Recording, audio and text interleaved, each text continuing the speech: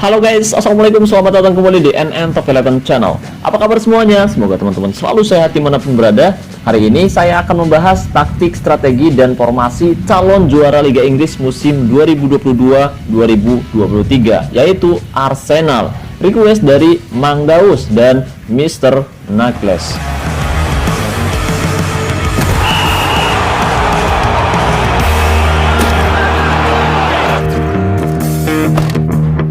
Oke, tapi sebelum kita membahas lebih jauh, buat teman-teman yang kebetulan belum mendukung channel ini, jika berkenan kamu bisa terus mendukung saya dengan cara klik tombol like, subscribe, dan aktifkan juga notifikasinya agar teman-teman selalu tahu update terbaru dari NN Top 11 Channel. Oh iya, dan buat teman-teman khususnya para sultan yang bertanya, Bang, dimana sih beli token yang harganya lebih murah tapi amanah? Oke, buat para sultan, Raja Minyak, Bos Mengkreng, dan Juragan Bawang, barangkali mau beli token dengan harga yang lebih murah dan yang pasti amanah, saya rekomendasikan teman-teman beli token di Kiano Store. Jadi di sana tuh menjual token dengan harga yang lebih terjangkau, dan di Kiano Store sekarang bisa top up via ID Top 11 atau bisa juga via login. Jadi tunggu apa lagi nih, buat para sultan barangkali mau beli token, cek aja langsung ke Instagram atau WhatsApp-nya Kiano Store. Pastikan kamu masuk ke Instagramnya Kiano Store lewat link deskripsi yang ada di bawah video ini. Tujuannya untuk menghindari akun-akun palsu yang mengatasnamakan Kiano Store dan berencana menipu teman-teman semua. Jadi saya ingatkan lagi, pastikan kamu masuk ke Instagram atau WhatsApp-nya Kiano Store lewat link yang ada pada deskripsi video ini. Terima kasih. Oke guys, sebagai fans Chelsea sebenarnya saya tidak terlalu suka Arsenal ada di puncak klasemen Liga Inggris. Tapi apa daya, saat ini Chelsea tidak bisa bersaing di Liga Inggris, yang membuat mereka musim ini terdampar di posisi 10 klasemen dan terancam tidak bisa ikut kompetisi Eropa musim depan. Waduh. Dan sebaliknya, Arsenal musim ini justru bermain sangat bagus dan konsisten memenangi pertandingan. Mereka saat ini berada di puncak klasemen Liga Inggris, selisih 10 poin dengan posisi 2 klasemen yaitu Manchester City. Iya, kans mereka juara sangat besar, asalkan mereka tetap konsisten bermain bagus dan mereka tidak tergelincir di sisa musim ini guys. Dan jika Arsenal berhasil, mereka akan merubah kota London menjadi merah. Ya, meskipun saya tidak suka mereka saat ini ada di sana, tapi saya harus tetap mengapresiasi apa yang dilakukan Mikel Arteta dan anak asuhnya. Mereka bermain bagus sepanjang musim ini, dan mereka layak ada di puncak klasemen Liga Inggris. Tapi saya harap musim depan Chelsea bisa bangkit dari keterpurukan dan kembali merubah kota London menjadi biru. Biru, the Blues. Oke, jadi hari ini mari kita lupakan terlebih dahulu kalau saya fans Chelsea, karena hari ini kita akan membahas taktik, strategi, dan formasi Arsenal dengan Mikel Arteta yang menanganinya saat ini, dan apa jadinya jika taktik, strategi, dan formasi Arsenal diterapkan ke dalam game Top 11. Oke, jadi buat teman-teman yang penasaran, pastikan kamu simak baik-baik video ini sampai selesai agar teman-teman tidak gagal paham. Dan hari ini saya kembali merubah nama klub menjadi Arsenal dan mengganti nama pemain inti dan beberapa pemain cadangan dengan nama-nama pemain top Arsenal di musim ini guys. Tapi karena token saya sudah mulai menipis, sudah mau habis, jadi saya tidak bisa mengganti lebih banyak nama pemainnya guys. Oke, jadi musim ini Arsenal menerapkan formasi 4-3-3. Ya, meskipun formasi ini terbilang cukup bagus, tapi tetap formasi ini memiliki kelemahan ketika menghadapi tim yang kualitasnya jauh lebih besar. Salah satu contoh nyata bahwa Arsenal selalu kalah ketika menghadapi Manchester City musim ini. Dan Arsenal juga tersingkir dari Liga Eropa. Dan ini berlaku juga di game Top 11. Setiap formasi memiliki kelemahan dan kelebihan, seperti halnya formasi 4-3-3 yang diterapkan oleh Arsenal. Faktor kelebihan dan kelemahan formasi 4-3-3 bukan terletak hanya pada taktiknya saja guys, tapi juga dari faktor pemain yang kita tempatkan juga sangat berpengaruh. Kita bisa mengambil contoh nyata dari Arsenal yang kehilangan satu pemain andalannya karena cedera, yaitu Gabriel Jesus, yang membuat performa mereka saat ini mulai goyah. Goyah, bukan goyang. Oke, goyang juga bisa sih. Jadi, pemilihan pemain untuk susunan tim inti sangat penting, dan ini berlaku bukan hanya pada dunia nyata, tapi juga berlaku di dunia game Top 11. Oke. Dan untuk taktiknya sendiri, setelah saya membaca di beberapa situs dan menonton highlight pertandingannya, menurut saya, Mikel Arteta sering kali menerapkan strategi tiki-taka. Ya, jika diterapkan ke dalam game Top 11, mungkin Arsenal menerapkan taktik dengan mental tim gigih menyerang, fokus umpan, perpaduan, atau lewat tengah tergantung situasi di pertandingan. Gaya umpan pendek, serangan balik, mati, atau nyala, tergantung lawan yang dihadapi. Tapi dari statistik Arsenal, mereka jarang mengandalkan serangan balik untuk mencetak gol, kecuali ketika menghadapi Liverpool, di mana Liverpool bermain sangat agresif. Dan untuk gaya tekanannya tinggi, gaya tackle normal, gaya penjagaan, jaga daerah tertentu, dan jebakan offside nyala. Oke guys, itu adalah taktik, strategi, dan formasi Arsenal di tangan Mikel Arteta. Bisa jadi salah. Nah, jika taktik, strategi, dan formasi yang saya terapkan memang menurut teman-teman salah, silahkan tinggalkan komentar di bawah video ini. Mari kita share pengalaman bermain Top 11. Oke, dan kali ini saya sudah mencari lawan yang kualitasnya 15% lebih besar dari tim saya, yaitu Liverpool. Saya harap nanti manajernya hadir di sisi lapangan dan pertandingan akan segera berlangsung. Oke, dan kali ini seperti yang teman-teman lihat tadi bahwa saya menerapkan formasi 4-3-3, dan mohon maaf di sini banyak geluduk soalnya lagi hujan ya. Geluduk bahasanya petir kali ya guys. Dan kita lihat di sini pertandingan sudah berlangsung tepatnya di menit ke-1. Arsenal langsung membangun serangan dari belakang pemirsa. Ada Zinchenko, umpan jauh ke depan maksudnya yang dituju oleh Gabriel Jesus di sana, berbahaya sekali dan gol. Sepakan luar biasa, tapi sayang sekali ada potensi offside. Ya, PR melihat ada potensi offside, tapi onside dan onside. Oke, gol pertama di menit ke-1 lewat kaki Gabriel Jesus. Tendangan yang spektakuler, umpan yang sangat luar biasa pemirsa. Kali ini serangan kembali dilakukan oleh Arsenal dari area tengah, umpan 1-2 ada Jesus di sana, umpan terobosan sangat baik sekali, dan sayang sekali Bung, kita lihat Saka terjebak offside, terlalu gimbrih dia. Ya, terlalu terburu-buru.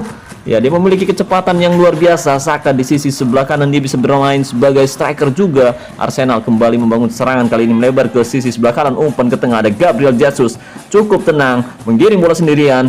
Oh, kebingungan ke belakang kembali. Ada Tede di sana. Bagus sekali. Oh, dan sayang sekali Bung, Ayomi menggagalkan sepakan yang tidak cukup keras yang dilakukan oleh pemain Arsenal. Menit ke-10. Untuk sementara Arsenal unggul 1-0 atas tim tamu Liverpool. Martinelli kali ini menguasai bola, cukup tenang.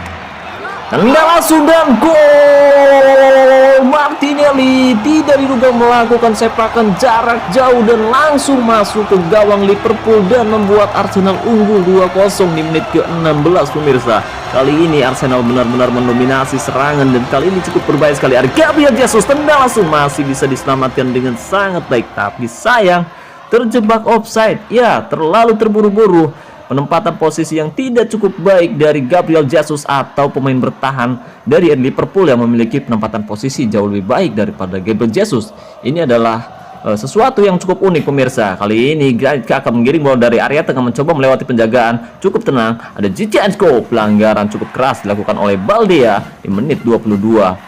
Kartu kuning diberikan, tendangan bebas akan dilakukan. Kali ini Gabriel Jesus ancang-ancang mundur angkat, tendang langsung dan oh, sayang sekali sepakan yang cukup keras, tapi bola masih melambung di atas mistar gawang Liverpool pemirsa.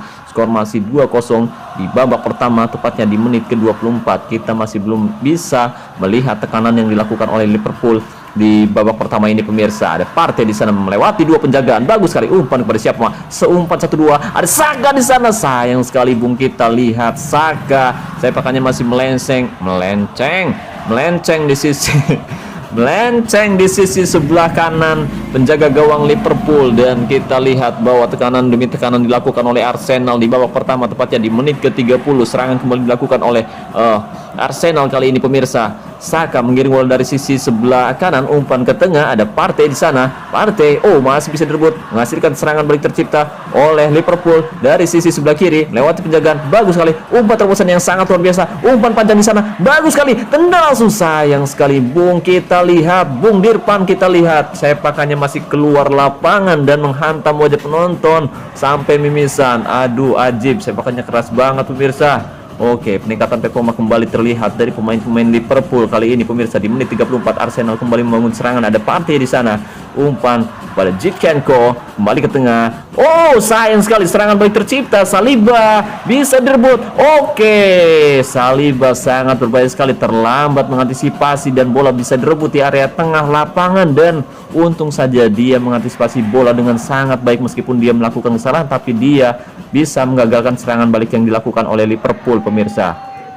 Serangan kembali dilakukan, kali ini Saka dari sisi umpan crossing ada Granit Xhaka, masih bisa digagalkan oleh Albertin yang melakukan penyelamatan yang gemilang. Pemain bertahan dari Liverpool bermain sangat luar biasa di akhir babak kedua ini pemirsa. Serangan kembali dilakukan, umpan sudut, kali ini siapa yang dituju? Adi Martinelli, umpan kepada siapa dituju? Tanduk saja, masih bisa ditepis oleh Ayomi, penjaga gawang Liverpool yang bermain sangat luar biasa di pertandingan kali ini.